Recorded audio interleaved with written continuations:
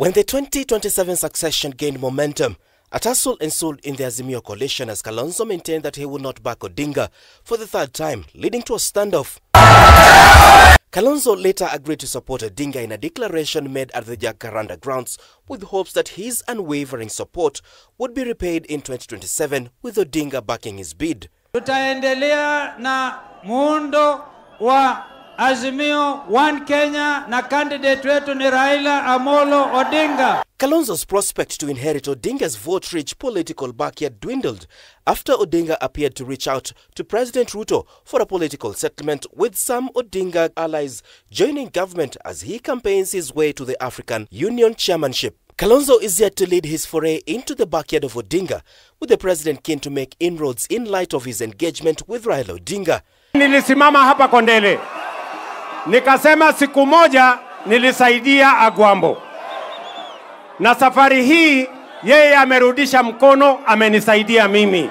Several legislators allied to Odinga have already made it clear that they are ready to back Ruto for a second term after giving the opposition slots within his cabinet, despite the party's assertions that it has not entered into any coalition with the Kenya Kwanza government. Pia nikuambie tu kitu kimoja, ushikane na baba na viongozi wengine, ufanye kazi yako ya kikatiba ya kuunganisha Kenya. Na mwisho, Mheshimiwa Rais, sisi tumeamua kusafiri na wewe.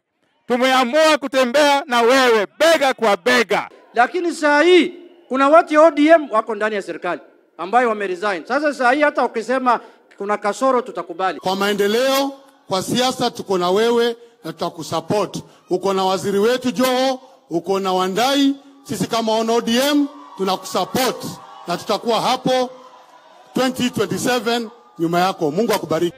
Is that the government is only bad if you are not part of it. If you are outside, you don't have anybody who is representing your interest in that government does not talk to you, that government is bad. But the moment that government has your people inside, the way Mbadi is inside and Raymond Omolo and my brother Pewandai, the government cannot be bad. The government now is good. Now the government is good. The entry of Uhuru Kenyatta's allies joining the government after President Ruto met his predecessor further complicates Kalonzo's political matrix. Uhuru Kenyatta is still Azimio coalition chairperson and has been close to Wiper leader Kalonzo Musyoka. Just recently, the Wiper leader invited the retired president to his daughter's wedding. Uhuru brokered the deal that ended the Azimio coalition presidential deadlock, and Kalonzo is hoping that he would give him a backing in 2027.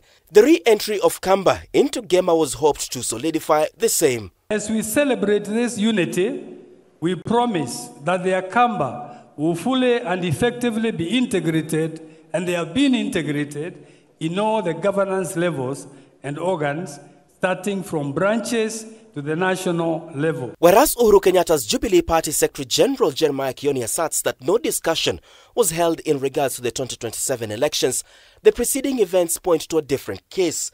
A few days after the meeting, the president went ahead to appoint several leaders who served under the Jubilee administration.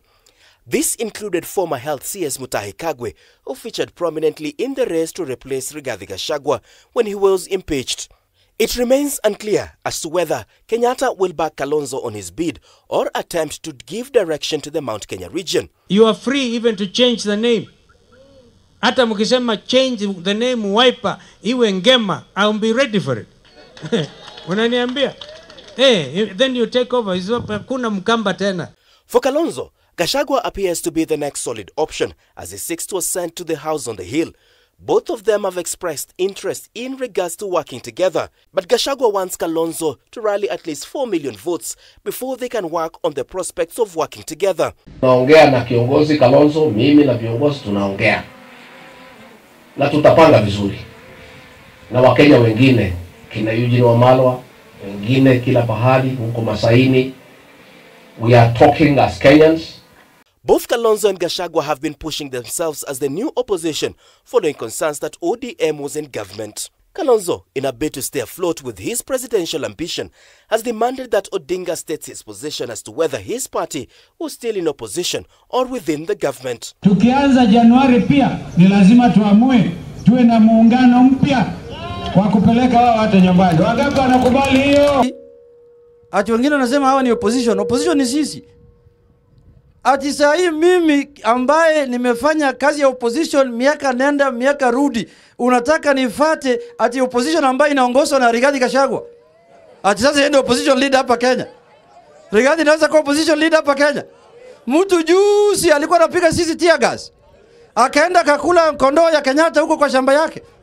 Ati huyu ndio opposition leader anatembea ndani ya town ati Juneta fate. Mimi siwezi kufuata Rigathi Gachagua. The other voting bloc that has been touted to determine the 2027 election is lining up its own, and several candidates have already expressed interest.